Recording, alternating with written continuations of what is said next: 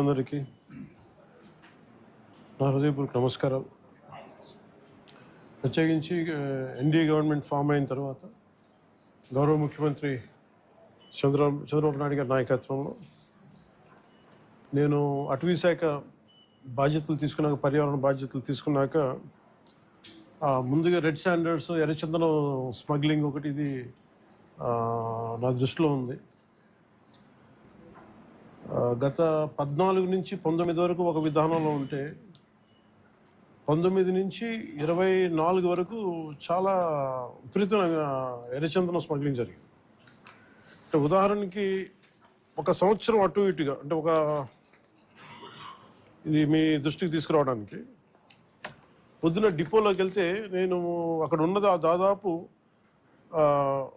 2,60,60,000 దొంగలు ఉన్నాయి, ఎర్రచందనం దొంగలు.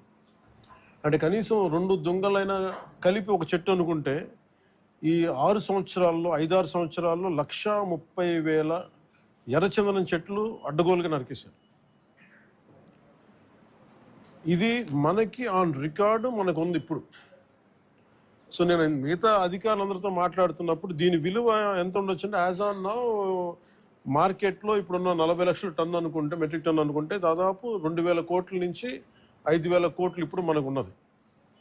అసలు ఇది పట్టుకున్నది ఎంత ఉంటుంది అంటే, దీనికి కనీసం 2 నుంచి 3 దాకా ఉంటుంది అనేది ఒక అంచనా కింద మన అధికారులు చెప్తా ఉన్నారు. సో దీన్ని బట్టి మీరు అర్థం చేసుకోవచ్చు, ఒక క్లోజ్ టు ఒక 8,000 to 10,000 crores వర్త్ ఎర్రచందనం ఇక్కడ స్మగ్లింగ్ చేయబడింది. సో నేను ఛార్జ్ తీసుకున్న తర్వాత ముందస్తుగా ఏం చేసాం, ఏంటి ఇష్యూస్ ఉన్నాయంటే, మేము కర్ణాటక రాష్ట్రానికి వెళ్ళి మాట్లాడుతున్నప్పుడు, అంటే ఎంత అలసత్వంతో ఉన్నాం అని చెప్పడానికి 140 కోట్ల ఎర్రచందనం దొంగలు కర్ణాటక అటవీ శాఖ అధికారులు స్వాధీనం చేసుకున్నారు. దాన్ని వాళ్ళు అమ్మేశారు. అది నేను కుంకి ఏనుగుల కోసం వెళ్ళి వాళ్ళతో ఇంటరాక్షన్లో వాళ్ళు థ్యాంక్స్ చెప్తున్నాను, మీకు థ్యాంక్స్ చెప్పాలి, మాకు మీ వల్ల మాకు 140 కోట్లు మా అటవీ శాఖకి వచ్చినాయి అని. ఏంటి వచ్చినాయి అంటే, మీరు కొట్టేసిన ఎర్రచందనం, మీ స్మగ్లర్లు కొట్టేసిన ఎర్రచందనం దొంగలు మేము ఇక్కడ పట్టుకుని దాన్ని వేలం పాటలు అమ్మేసి మాకు 140 కోట్లు వచ్చిందండి. అంటే దీనికి అప్పుడున్న మంత్రులు కానీ ఒక్కరు కూడా బాధ్యత తీసుకోలేదు. ఈరోజు నేను దాన్ని పొలిటికలైజ్ చేయడానికి కూడా పెద్ద ఎక్కువ మాట్లాడే దాని గురించి, ఎందుకంటే జరిగిపోయిన దాని గురించి మనం ఏం చేయలేం, కానీ ఏం కరెక్షన్స్ చేయాలి భవిష్యత్తులో అనే దాని మీద ఉంది. దీంట్లో కూర్చోబెట్టి ఎస్పీ సుబ్బారెడ్డి గారి నేతృత్వంలో టాస్క్ ఫోర్స్ పనిచేస్తూ ఉంది, రెడ్ శాండర్స్ని ట్యాకిల్ చేసే టాస్క్ ఫోర్స్. దీని గురించి కూర్చోబెట్టి అటవీ శాఖ అధికారులతోటి కానీ అండ్ టాస్క్ ఫోర్స్ అధికారులందరితో కూర్చోబెట్టి 5 జిల్లాల ఎస్పీలతో కూర్చొని మాట్లాడాము. ఇప్పుడు దాకా ఒక రివ్యూ మీటింగ్ చేసాం. అంటే ఈ మీటింగ్ తాలూకు ఇంటెన్షన్ ఏంటంటే, ఎంత స్మగ్లింగ్ జరిగింది, ముందు ఎంతసేపు ఎర్రచందనం స్మగ్లింగ్ జరిగింది అని, ద వాల్యూమ్ ఆఫ్ స్మగ్లింగ్ ఎంత ఉంది, ఎన్ని దొంగలు ఉన్నాయి మీరు ఊహించుకోండి. 2,60,000 దొంగలు అంటే 1,30,000 పచ్చని చెట్లు ఇప్పుడు ఈరోజు మన కొట్టేస్తే వచ్చినాయి. దీనికి కొన్ని లక్షల చెట్లు కొట్టేస్తుంటారు, కానీ ఇంకో 2 లక్షలు అదనంగా కొట్టింటారు, కానీ తక్కువ క్లోజ్ టు అనదర్ ఒక 1.5 to 2 lakh చెట్లు కొట్టేస్తుంటారు. ఇది మనకి అందరిని లెక్కేది. ఇప్పుడు అన్నీ వెళ్ళి లోపలికి వెళ్ళి చూస్తే పెద్ద చెట్లు ఏం లేవు, అన్నీ కొట్టేసిన చెట్ల తర్వాత పక్క నుంచి వచ్చే మొలకలు కొంచెం పెద్దగా అయినాయి కానీ. సో ఎర్రచందనం, ఇది ప్రత్యేకించి ఎర్రచందనం శేషాచలం అడవులకే వెంకటేశ్వర స్వామి వెలిసిన ఈ ప్రాంతానికి ఎందుకు ప్రసిద్ధి అంటే, ఇది ఆయనకి గాయం తగిలి ఆయన రక్తం నుంచి వచ్చింది. అందుకని దానికి ఆయన రక్తం కింద పడింది కాబట్టి ఆ రక్తాన్ని వృధా పోనివ్వటం ఎందుకని చెప్పి దానిని ఆయన ఎర్రచందనంగా చేశారనేది ఇది మన శాస్త్రాలు చెప్తా ఉంటాయి. సో ఎర్రచందనం అనేది అంత ప్రాశస్త్యం దాన్ని. దాన్ని జస్ట్ ఏదో మనం కూర్చొని ఒక చెట్టు అని కాదు, ఇట్స్ ఒక దీనికి ఒక డివైన్ యాంగిల్ ఒకటి ఉంది. సో ఇవన్నీ దృష్టిలో పెట్టుకుని మనం కాపాడుకోవాల్సిన అవసరం, ఎందుకంటే ఒక్కొక్క చెట్టు ఇట్ క్రియేట్స్ ఒక బయోడైవర్సిటీ, ఒక ఎకో సిస్టమ్ క్రియేట్ చేస్తుంది. కానీ ఇటు అడ్డగోలుగా వీళ్ళు డబ్బుల కోసం అడ్డగోలు ఖర్చు పెట్టేస్తే, ఇష్టారాజ్యంగా చేస్తే అసలు ఎవరు ఏమీ చేయలేరు అనుకున్నప్పుడు రాగానే గౌరవ ముఖ్యమంత్రి చంద్రబాబు నాయుడు గారు రాగానే మేము ప్రత్యేకించి మేము పట్టుకుని లా అండ్ ఆర్డర్ ఒకటి, రెడ్ శాండర్స్ మటుకు వీ హ్యావ్ టు పెట్టి ఫర్మ్ హోల్డ్ తీసుకోవాలి, ఫర్మ్ స్టాండ్ తీసుకోవాలని నిర్ణయించుకుంది. తీసుకున్న తర్వాత మన టాస్క్ ఫోర్స్ని ఏర్పాటు చేయడం జరిగింది. ఆ టాస్క్ ఫోర్స్లో కూడా ఇప్పుడు దాకా నేను ఎప్పుడైతే తమిళ మన కర్ణాటకకి వెళ్ళానో, కర్ణాటక అటవీ శాఖ మంత్రి గారిని కానీ గౌరవ ముఖ్యమంత్రి సిద్ధరామయ్య కానీ నేను అడిగింది ఏంటంటే, వీళ్ళ స్టేట్ టు స్టేట్ ఒక కోఆపరేషన్ కావాలి, మాకు ఒక అండర్స్టాండింగ్ లేదు, లెటర్ ఆఫ్ అగ్రిమెంట్ లేదు, లెటర్ ఆఫ్ అండర్స్టాండింగ్ లేదు.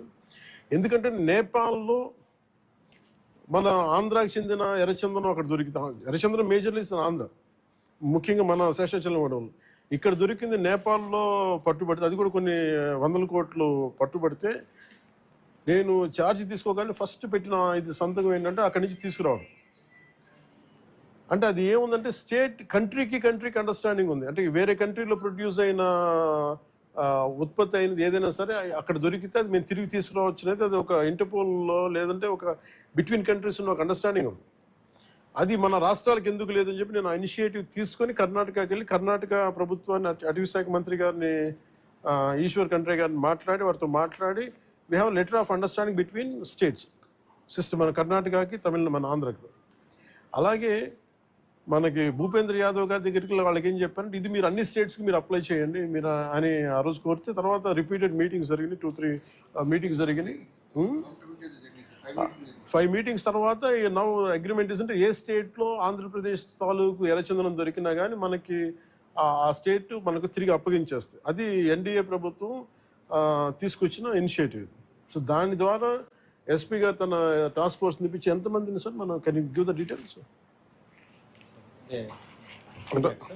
లేదు అంటే మిగతా రాష్ట్రాల్లో ఎంత పట్టుకున్నాం కదా, ఒక కెన్ని కేసులు క్లోజ్ టు రీసెంట్గా సార్ గుజరాత్ రాష్ట్రము, తర్వాత ఢిల్లీ, కర్ణాటక, తమిళనాడు రాష్ట్రాల నుంచి దాదాపుగా ఈచ్ రాష్ట్రం నుంచి 4 to 5 tons ఆఫ్ ఎర్రచందనాన్ని మనం సీజ్ చేసి మళ్ళీ వెనక్కి తీసుకురావడం జరిగింది సార్. దాదాపు ఒక 30-40 crores ఉంటుంది కదా, 25 to 30 crores. 25-30 crores ఉంటుంది.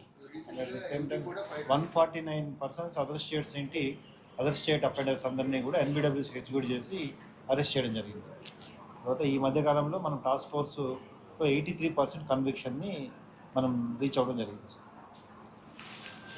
అలాగే ప్రత్యేకించి ఉమ్మడి కడప జిల్లా ముఖ్యంగా 2-3 జోన్స్లో చాలా విపరీతంగా జరుగుతుంది. అంటే అది చాలా అసలు విలువైన వుడ్, అది అసలు ఆ సిస్టమ్ అంతా ఆ అడవికి చాలా అవసరం. అది ఒకటి నేను గవర్నమెంట్తో మన డిపార్ట్మెంట్ ఫారెస్ట్ డిపార్ట్మెంట్ అధికారులతో కూడా చెప్పింది ఏంటంటే, మొన్న రివ్యూ మీటింగ్లో కూడా ప్రత్యేకించి పేషి నుంచి నేను మాట్లాడుతుంది, ఎర్రచందనం ఏదైనా సరే మిగతా అవసరాలకు కావాలంటే తోటల్లో పెంచుకోవచ్చు, ఫార్మ్స్లో పెంచుకోవచ్చు, మేబీ అది వాళ్ళు వాడుకోవచ్చే. కానీ ఇది మటుకు ఈ అడవులకే పరిమితం అయినాలి, ఎందుకంటే ఈ ఎకో సిస్టమ్ని, ఈ బయోడైవర్సిటీని కాపాడేది మొక్క. సో అందుకని దీని మీద ప్రత్యేకించి మేము శ్రద్ధ తీసుకుంటా ఉన్నాం. ఈ ప్రత్యేకించి ఈ మీడియా మీకు ఈ మీడియా సమావేశం నుంచి నేను చెప్పదలుచుకుంది ఏంటంటే, to all the red sander smugglers, 4 king పిన్స్ని ఐడెంటిఫై చేశారు. ఇట్స్ వాళ్ళని ఎలా పట్టుకోవాలి, ఏం తీసుకురావాలంటే దాని మీద చెప్పేవి కాదు కాబట్టి అవి ఆ టాస్క్ ఫోర్స్ కానీ state police and with help of forest department దాన్ని తీసుకెళ్తారు ముందుకి. కానీ రెడ్ శాండర్స్ ఇది వెంకటేశ్వర స్వామి గాయం నుంచి పుట్టిన చెట్టు. ఇది సెంటిమెంటల్గా దయచేసి దీన్ని శేషాచలం అడవుల్లోని ఎర్రచందనాన్ని దయచేసి ఎవరు కొనగండి. That's my first appeal. 2, ఎవరైనా సరే ఉపాధి లేక మీకు ఏదైనా కొట్టేస్తుంటే కన్సర్న్ కలెక్టర్ దగ్గరికి వెళ్ళండి, లేదా కన్సర్న్ లీడర్స్ దగ్గరికి వెళ్ళండి. స్థానికంగా ఇక్కడ ఎవరన్నా కూర్చోబెట్టి సహాయపడి దానికి ఏదైనా ఆల్టర్నేట్ ఎంప్లాయ్మెంట్ చేస్తాం తప్ప దయచేసి మీరు ఎర్రచందనం చెట్లలో నరికివేతలు మీరు పాల్గొనకండి. అలాగే మిగతా రాష్ట్రాల నుంచి వచ్చే వాళ్ళకు కూడా ఒక అవేర్నెస్ క్యాంపెయిన్ స్టార్ట్ చేస్తాం, తమిళనాడులో కానీ మిగతా చోట్ల నుంచి కానీ. ఆ క్యాంపెయిన్లో కూడా దయచేసి మీరు ఇక్కడికి వచ్చి దీన్ని మీరు కేసులో ఇరుకోవద్దు, అది చాలా ఫామ్గా చెప్తా ఉన్నాం. ఎడ్యుకేట్ చేస్తాం, అవేర్నెస్ ప్రోగ్రామ్స్ ఇస్తూ ఉన్నాం, ఇవన్నీ. అలాగే నేను అడుగుతున్నా, it's also create law and order problems.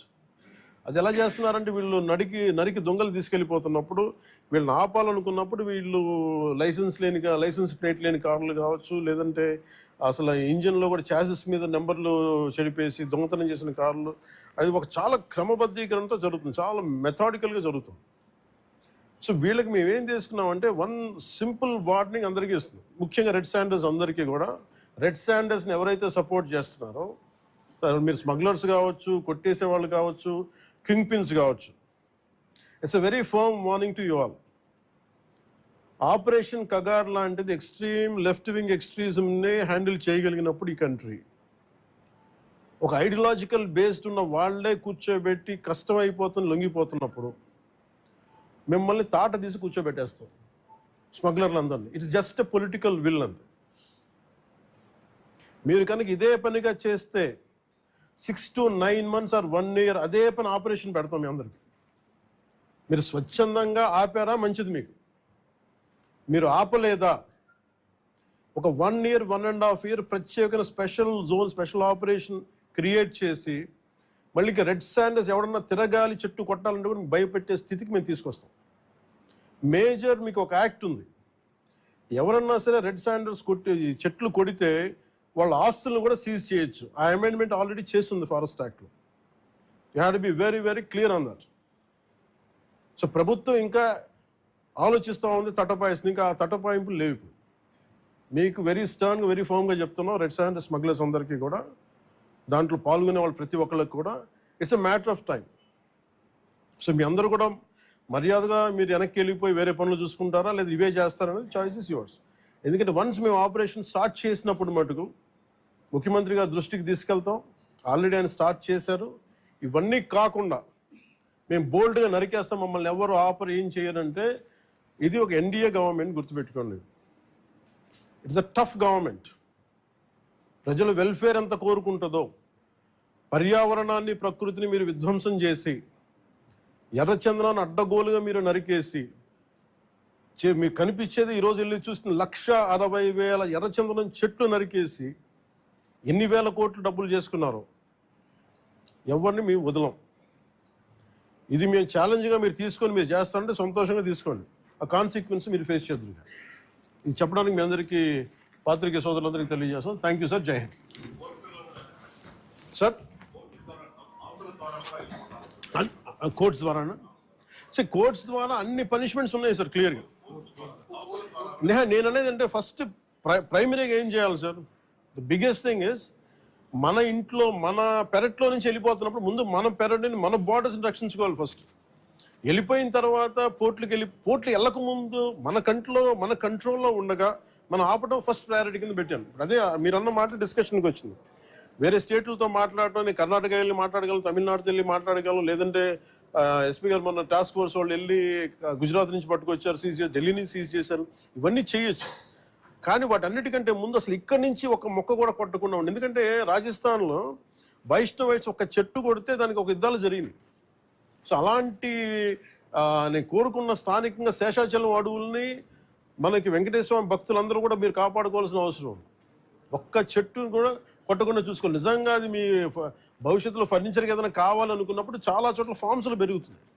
దయచేసి మీరు దాన్ని పెంపొందించేలా చూసుకోండి తప్ప దయచేసి శేషాచలం అడవుల్లో ఉన్న ఎర్రచందనాన్ని దయచేసి ఎవరు కొనొద్దు, దయచేసి దాన్ని ఎంకరేజ్ చేయండి. Thank you sir.